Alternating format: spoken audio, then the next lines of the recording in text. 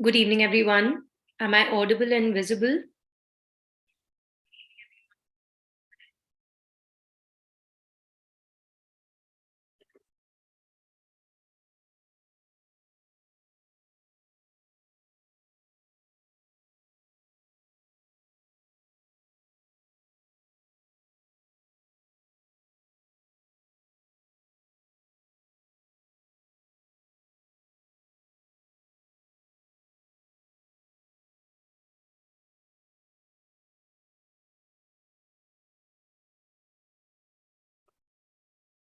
Am I audible and visible to all? Chalo ji, badhiya. Okay, so firstly, 26 November. What is this known for? What is this date known for? What do we celebrate on this particular day? Good evening. Kasab. Don't really celebrate him. What do we celebrate? Constitution Day or Law Day? That's true. Okay, so we were left with two topics related to COP27. Happy Constitution Day, happy Law Day to each and every one of you. And let's finish off with whatever was left so that we can, from the next time onwards, take up another topic. So, the International Solar Alliance. We read about Bhupendra Singh Yadav, and he said that India has taken the lead in two particular organizations. One is the International Solar Alliance, and second is the Coalition on Disaster Resilient Fund. Ma'am, how Law Day? Because in 2015, we made it official with Constitution Day. Yes, because this was the day that our constitution was made, beta, right? The law of the land, the rule of law prevails in our country because of the Indian constitution. The constitution was made on this day. However, it was implemented. Some portions were implemented even on 26 November, but the rest of it was implemented on the 26th of January, 1950. And since we believe in the rule of law and not rule of people, so hence. Now, so the very first one that we have to deal with is the International Solar Alliance. Very, very simple. So Paris Declaration on the International Solar Alliance happened in 2015. It was launched by Mr. Narendra Modi and Mr. Hollande, the honorable president, former honorable president of France in 2015 at COP21 in France. Right? So, what is the International Solar Alliance trying to do? It is trying to come up with cost effective and transformational energy solutions so that the countries that are powered by sun, they can utilize the energy from, they can utilize solar energy and they can bring about renewable sources in our country, in their countries too, and to deliver this in countries which are least developed or small island developing countries, right? And a lot of public and private sector and civil societies, these organizations will come together in order for us to make this a reality. Now, International Solar Alliance, the strategy is called Towards 1,000 Strategy. Now, what is this Towards 1,000 Strategy? So we are going to mobilize 1,000 billion US dollars of investment in solar energy by 2030, which is also the deadline for our sustainable development goals. We are going to deliver this energy accessibility to 1,000 million people, wherein they are going to use clean sources of energy. And we are also going to install 1,000 gigawatt of solar energy capacity. Right. And this would mitigate the global solar emissions to the tune of 1,000 million tons of CO2 every year. So 1,000 every day, everywhere, and hence 1,000 strategy. So the activities under this are under 4 priority areas, wherein we are going to look at the analytics ki kitna hamare paas solar energy hai, उसको advocacy इसके करेंगे, capacity building, skill training programs करेंगे. We are going to make certain domestic welfare schemes with respect to the same, and we are going to make sure that our world and our countries are ready to harness this energy. So the key focus areas of this alliance is to promote the solar technologies, to make certain programs and projects in order for us to implement our vision, to develop financial mechanisms, right, to have a common e-portal so that we can train each other and we can do R&D, research and development amongst these nations. Now, initially, ASA was a coalition of certain rich countries, solar-rich countries, which were lying fully or partially between the Tropic of Cancer and Tropic of Capricorn. But however, we made an amendment in 2020 to the framework agreement of ISA, and we said each and every member of the United Nations is now eligible to join the International Solar Alliance. It's not as if each and every member, by virtue of being a member of UN, you will automatically become a member of the International Solar Alliance, but yes, you are eligible for the same. Now, the very first summit took place in New Delhi. In fact, 2019 mein also it took place in New Delhi. 2020, which becomes a very, very important summit, and we will understand why, that took place in a virtual format. Now, the vision of International Solar Alliance is let us together make the sun brighter. Yes, you have to learn that. And mission is every home, no matter how far away, will have a light at home. So let us together make the sun brighter is the vision. And every home, no matter how far away, will have a light at home becomes the mission. The headquarters is in Gurgaon, or Gurugram is what it is called right now. And the United Nations General Assembly has also given the International Solar Alliance an observer status, right? It is headed by a Director General. As of now, the Director General is Dr. Ajay Mathur. The first Director General was Upendra Tripathi. And the term of these Director Generals is 4 years, and they are eligible for re-election. Now, ease of doing so, I just told you about the 2020 virtual format, which was the third assembly of the International Solar Alliance. A lot of things came up in there, and we recently had the fifth assembly of the International Solar Alliance. So we will understand whatever happened in this particular year. But in 2020, what all did we come up with? Now, the first thing is that we came up with 3 categories of awards. Now, there is another category of award which is related to one particular Indian state. तो एक Indian state ने अपनी खुद की category of award को भी इसमें घोषित किया था. वो कौन सी स्टेट थी और वो कौन सा अवार्ड था, वो आपका होमवर्क बन जाता है. ठीक है जी. Good evening. So Visvesvarya, we know Visvesvarya plans, 5-year action plans, अगर आपने economy वगैरह पढ़ा होगा in your NCRTs. So MS Visvesvarya के नाम पे हमने ये किया था, where we were talking about the engineering capacity, like, how are we going to make these solar renewable energy projects in the 4 regions of ISA, which was Asia Pacific, African region, Europe and other regions, and Latin America and Caribbean region. Now, for this particular thing in the year 2020, Japan for the Asia Pacific and Netherlands for European and others, these were the award winners. As of today in 2022, we do not have any winners because they have right now just announced the nominations for 2021. So that's okay for us, but we should at least know which are the awards which are related to International Solar Alliance. And Kaunsi wali assembly mein this was announced. So this was the 3rd assembly, right? The second one is Kalpana Chawla Award, which is regarding the outstanding contribution of scientists and engineers working in the field of solar energy, for which Dr. Bhim Singh of IIT Delhi and Dr. Aisha of UAE were awarded this particular Kalpana Chawla Award. And then there is the Divakar Award, which is given, for the benefit of differently abled people, or as India puts it, specially abled people, and who have maximized the use of solar energy in their host country. For us, it was given to the Arpan Institute of Haryana and Arushi Society. So I'm saying it again, there's an Indian state which also came up with its own award, and it said that we are going to, give this award for outstanding contribution in their state. And so hence that becomes our homework. Now, in 2022, the 5th assembly of the International Solar Alliance took place, and RK Singh, आप बहुत बार पढ़ चुके हो, राजकुमार सिंह भी हमें पता है, इनका full form भी पता है. So he is the cabinet minister for power and new and renewable energy, right? In his capacity as the president, because presidency is right now with India and the co-president is France, right? So yes, so he sort of launched or inaugurated this particular session, and ministers from 20 countries and delegates from across 110 member and signatory countries and 18 prospective countries also came for the inaugural ceremony of the fifth assembly.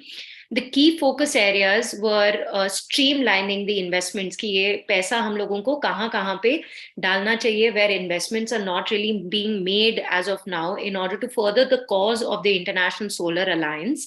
And they also spoke about a risk mitigation facility for solar projects with a payment guarantee mechanism. We'll just talk about that.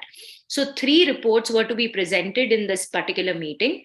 The first was the World Solar Technology Report, which was covering the vital global technology related advancement or any achievement that has been made in the solar sector.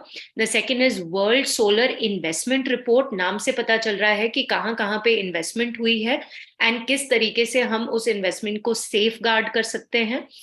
And the World Solar Market Report, which is talking about, how this solar energy can be sold to different countries and least developing countries and also the island countries, correct? The next one is, in this particular meet, the fifth assembly, we approved something known as the solar facility.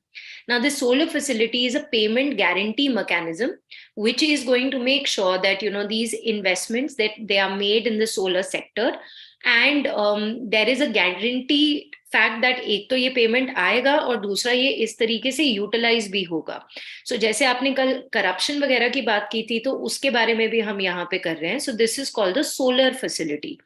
Now, this solar facility is basically to stimulate high potential solar technologies, and we are trying to attract private capital.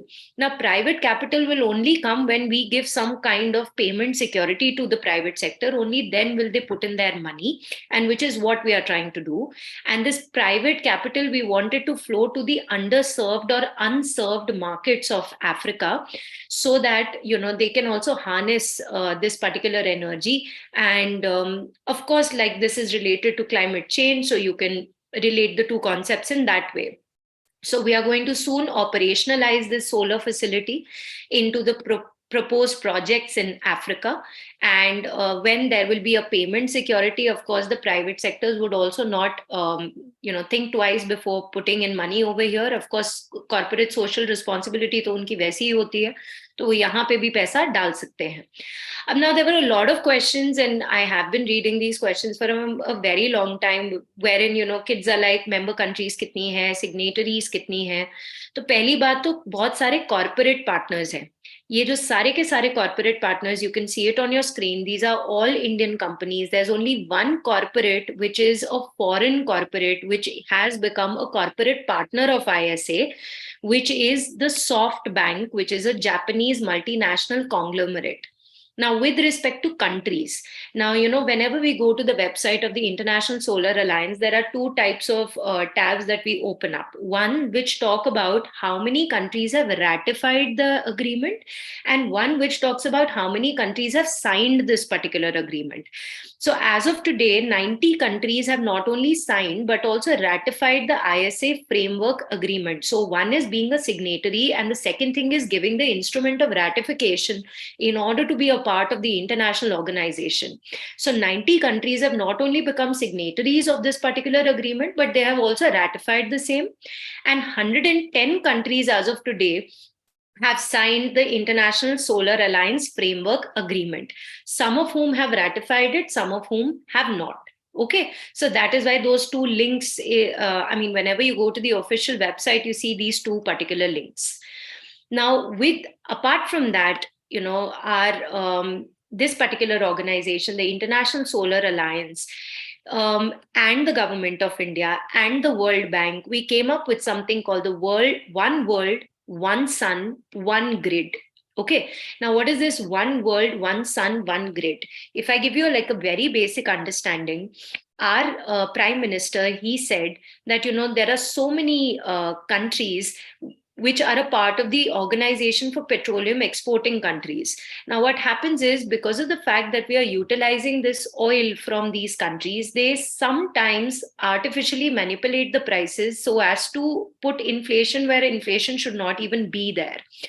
So he says, we are calling upon all of these countries. We are going to allow them, we are going to help them out to harness their solar energy in a way that we can satisfy the needs of the world. And we can, on our own, become such an organization which gives direct competition to countries which are a part to OPEC. So that is what is the concept of one world, one sun, one grid. So you see, fossil fuels, we are, utilizing it, and the global economy is using it as of today. And so Narendra Modi, he says, India would generate 40% of the power from non-fossil fuel by 2030.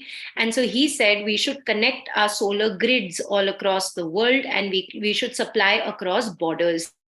And ISA, he says, has the potential to become the future OPEC for meeting the energy needs of the world. So why not? I mean, that is A, it is good for your environment, and B, it is good for your economy. And so hence that works for us, right?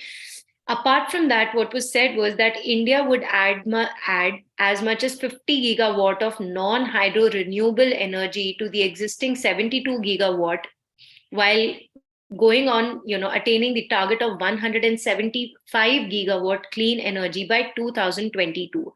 Now, with respect to this, there are a lot of articles that say that we have fallen short, but we are still on our way, and we are going to achieve this and much, much more. So this is the right time to invest in renewable energy.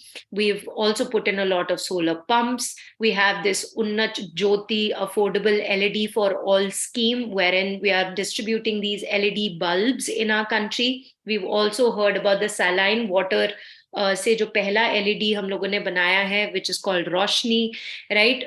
We have decided 40% of our electricity capacity would be non-fossil fuel by 2030. We've already spoken about that. So this statement was jointly released at COP26 by UK Prime Minister and Prime Minister Narendra Modi. And this is under the Technical Assistance Program of the World Bank. Now, apart from this, what are the solar initiatives that India has taken? Okay, so I've tried to compile a list of the things that I could find in 2022. And so then, let's quickly talk about all of them.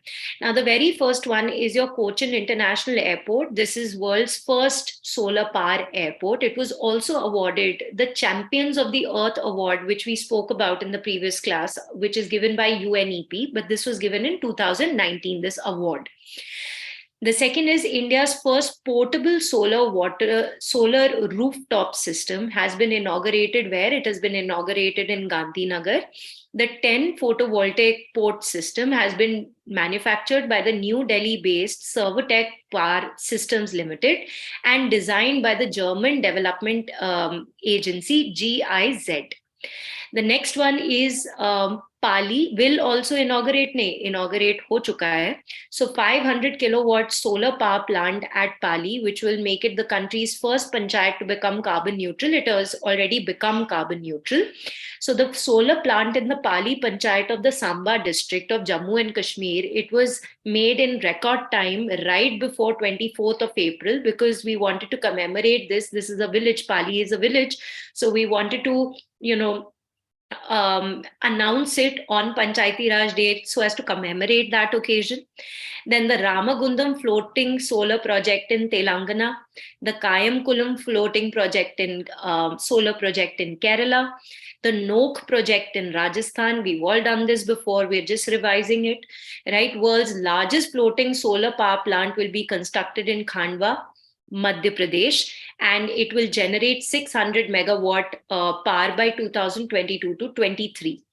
The next one is your Saubhagya scheme, which is basically the Pradhan Mantri Sehaj Bijli Har Ghar Yojana Saubhagya, in which Rajasthan has the maximum number of households which are electrified through solar-based standalone systems. So that is something that we can keep in mind. The next one is SBI has partnered with the Tata Power Solar for financing solar power project through its dedicated centralized processing cell called Surya Shakti Cell. So Surya Shakti Cell से State Bank of India along with Tata Power Solar, they are basically financing these solar power projects. So we can keep this in mind. The next one is Indian Railways and BHEL, Bharat Heavy Electrical Limited. They have successfully commissioned India's first solar photovoltaic plant of 1.7 megawatt at Bina. Bina is something that you have to keep in mind in Madhya Pradesh. And this plant will directly give this particular power to the traction system of the Indian Railways. Now, everyone knows about it that the Indian Railways also has a target to make sure that they solarize their railway stations by utilizing its vacant land. So, BHEL is the country कह रही हूँ company, Bharat Heavy Electrics Limited, जिसके साथ हम लोगों ने मिलके Indian Railways ने ये first solar photovoltaic plant in Madhya Pradesh launch किया है. The next is your renewable energy installation report. Now, the renewable energy installation report, this is made by UNEP, and we have ranked third in this particular report. How many installations have we done, right? Now, we have ranked third, and India's total renewable power capacity in 2021 was 15.4 gigawatt. 2022 mein report I about 2021. The top performer was China. India has installed 843 megawatt in hydropower capacity in 2021. It was the second largest market for new solar photovoltaic capacity in Asia, and for the first time after China, and it has for the first time surpassed Germany. And India also ranks third globally in terms of wind power. Now, I do understand that the heading is Solar Initiatives by India, but I've written China because I really wanted to tell you, I have no other way to tell you this. So, China has also proposed a plan to launch a solar power plant in space, right? So, China is doing a lot in space. Anyway, then the next, these are related to India.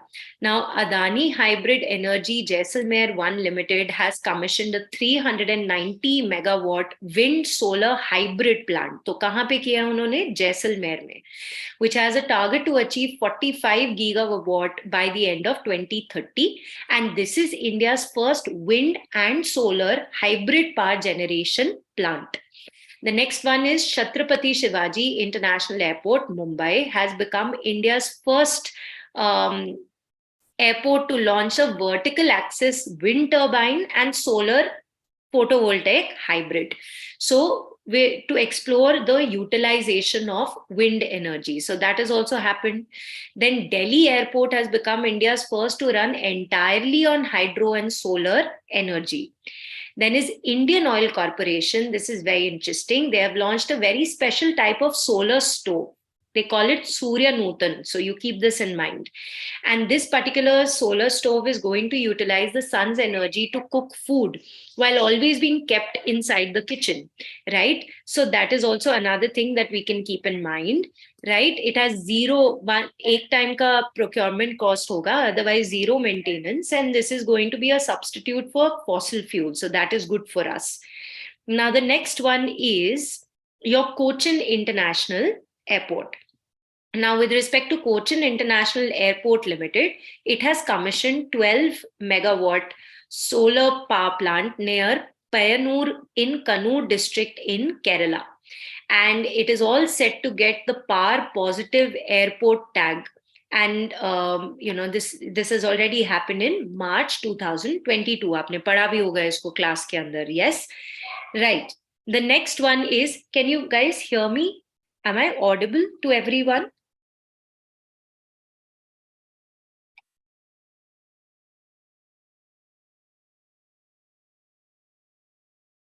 Right. Okay. The next one is Tamil Nadu has increased its capacity across solar and wind segments and regained its top position that, it is like the topmost state which has utilized harness solar energy as well as wind energy. Then is National Thermal Power Corporation and Sri Lanka. So basically, what have we done? NTPC and CEB, they have joined in together and they have said that we are going to set up a solar power plant in Trincomalee in Sri Lanka. So you can keep that in mind. जब भी India Sri Lanka के बारे में बात कर रहे हैं तो ये एरिया के बारे में आपको पता होना चाहिए और NTPC दिमाग में रखना चाहिए. Then is according to Mercom's India Solar Project Tracker, Rajasthan has become the first state in India to reach a 10 gigawatt of cumulative large-scale solar installations. Right? Please keep all of these things in mind. Each and every statement can be turned into an MCQ. Now, this state, the state of Rajasthan, has a capacity of 32.5 gigawatt, right, with renewables accounting for 55%. Thermal energy accounting for 43%, nuclear energy for the remaining 2%. Now, solar is the most common energy source over there, and they are utilizing it very, very well. Then the next is Amazon is the first e-commerce company to set up solar farms in India. So it has announced its first solar project and 3 new solar farms in Rajasthan. So Rajasthan में काफी ज़्यादा हो रहा है solar energy से.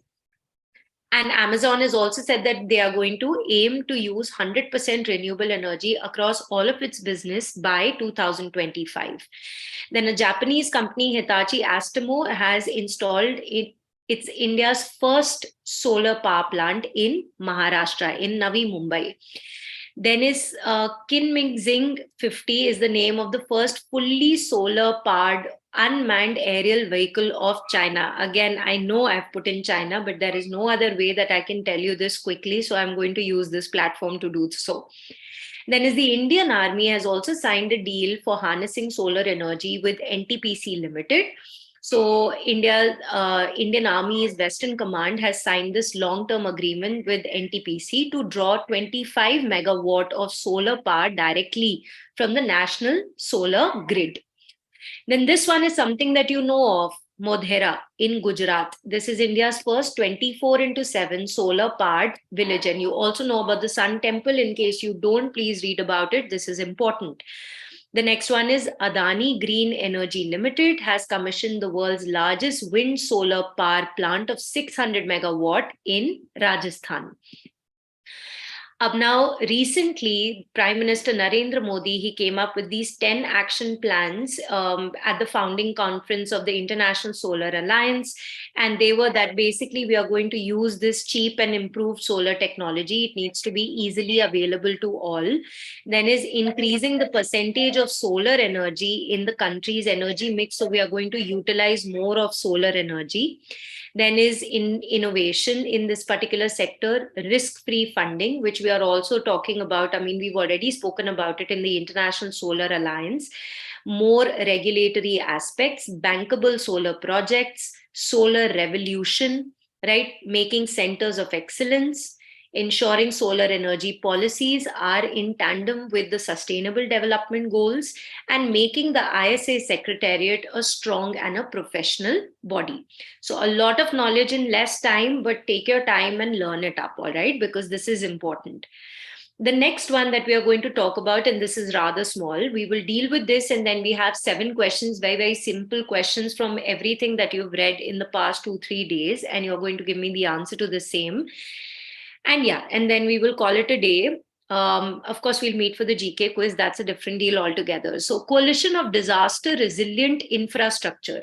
So, ऐसा है कि Organization of Economic Cooperation and Development, ये लोग भी तो पैसा देते ही हैं ना इंफ्रास्ट्रक्चर बिल्ड करने के लिए. तो ये CDRI क्या है? This is for resilient infrastructure. कि मतलब ऐसे टाइप का इंफ्रास्ट्रक्चर बनाना है कि कल जाके कोई डिजास्टर वगैरह हो जाए तो we'll be able to bounce back. So this is a multi-stakeholder global partnership of many national governments, UN agencies, multilateral development banks, financing mechanisms, private sectors, academicians, and institutions. What is the need for this particular thing? You see, infrastructure is very, very important, and global annual infrastructure investment requires a lot of money. Inevitably, कोई ना कोई natural disaster हो जाएगा और इतना ज्यादा जो हमने इन्वेस्टमेंट किया होगा वो बह जाएगा. सो इसीलिए हम लोगों को कोई डिजास्टर रेजिलिएंट इंफ्रास्ट्रक्चर बनाने की नीड है, because not only is making the infrastructure important, it is also common knowledge that because of this climate change, natural disasters are a given. And so hence we need to make our infrastructure in that way so that it is resilient against it. That's all that this entire concept is about. Now, who was the brainchild of this particular idea? It was our Prime Minister. So he launched the CDRI during his speech at the UN Climate Action Summit in New York in 2019. In fact, he had also spoken about the same in 2016 in New Delhi at the Asian Ministerial Conference of Disaster Risk Reduction, wherein he said that we need to work with a lot of stakeholders and we need to make resilient infrastructure, disaster resilient infrastructure. Now, what is the objective? We've already spoken about it, ki sustainable development goal, resilient infrastructure, keeping in mind that there are natural hazards waiting to happen. Now, who will benefit from it? Of course, for countries who are in the early stage of infrastructural development, they will learn very good practices and they'll be able to make such kind of infrastructure. Those countries which are at an advanced stage of infrastructural development, they will be able to engage with other countries who are making such resilient infrastructure, and they will be able to get interconnected, like global connectivity will be there, and they will be able to make certain changes. Brownfield investment बोलते हैं इसको. तो brownfield infrastructure मतलब already existing को और थोड़ा सा better बनाने के लिए एक दूसरे की मदद कर सकते हैं. Is it an intergovernmental organization? So it is a multi-stakeholder global partnership of national governments, but at present it is not an intergovernmental organization, because intergovernmental organizations are basically treaty-based. This is not treaty-based. Okay, this is just like a global partnership of a lot of private sector companies and countries and so on and so forth. Now, how is it funded? So a large share of fund requirements have been invested by India, because India का ही brain child है ये. However, there are no obligations to this because there is no treaty for it. And if in case they want to, the members want to voluntarily put in their financial aid, or in kind, if they want to, contribute to this, or they want to teach the other countries how to make their infrastructure more disaster resilient, they're more than welcome. Now, where is the Secretariat of CDRI based? It is based in New Delhi, and Mr. Prothi will be the CDRI Secretariat from 2022. So you can keep this name in mind. Now, that is that about this particular topic. Quickly, then we will do these questions, and then, yeah, the ones who are giving the GK quiz can see me in some time. So consider the following statements. The International Solar Alliance was launched at UN CCC in 2015. And the alliance includes all members of the United Nations. So क्या answer है?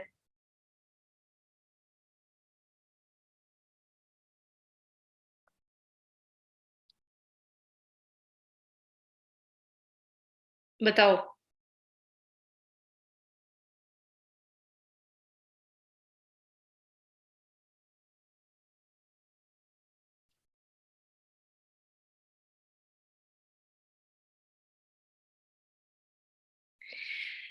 पहले का answer हो गया only one.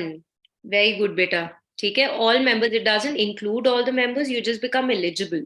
Then what is the vision statement of International Solar Alliance? Come on, we've just done it today. Let us together make the world a better place. Let us together make the sun brighter. Let us make the world more energy efficient. Let us have a carbon neutral world. Good. So the answer is B. Ab I hope sab kuch B na ho. Then is which institution released the adaptation gap report of 2022? World Economic Forum, United Nations Environment Program. Yes, it was on its sidelines. ठीक है. हाँ, correct. United Nations Environment Program is correct. Then is who is the COP27 president? ये miss out हो गया तो question में डाल दिया. बताओ.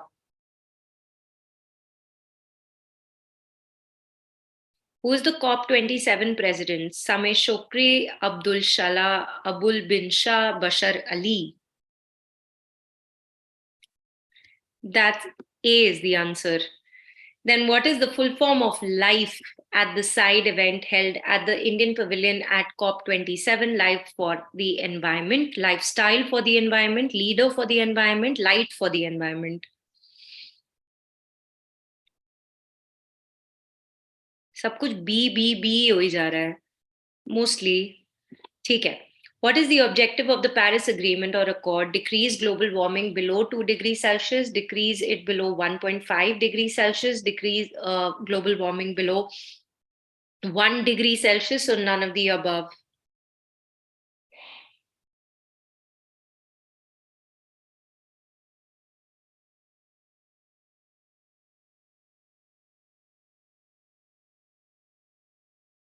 What is the answer for B? So our objective is it should be below 2 degree. 1.5 degree is like an idealistic condition. So I would go for this. Okay. Then is what is the basic goal of UNFCCC? Reduce greenhouse gases, reduce only ozone depleting gases, reduce industrial pollution, reduce plastic use.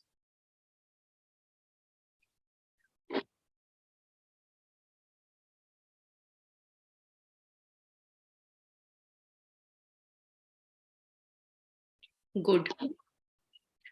So this one is reduce greenhouse gases. Done. Chalo theek hai. Bahut badhiya. Now the next class, there are two things that the kids have come up with. One, they want to do the bills and the acts that have been in news. So we'll do a session on that. The second one is, what was it? Sports ke bare mein bola tha. So we will do something on that. In case you have any other things that you would like me to do, please let me know in whatever way, and we'll do that. All right. Okay. Thank you so much. See you in the GK quiz. That's all from my side in this session. Thanks a lot.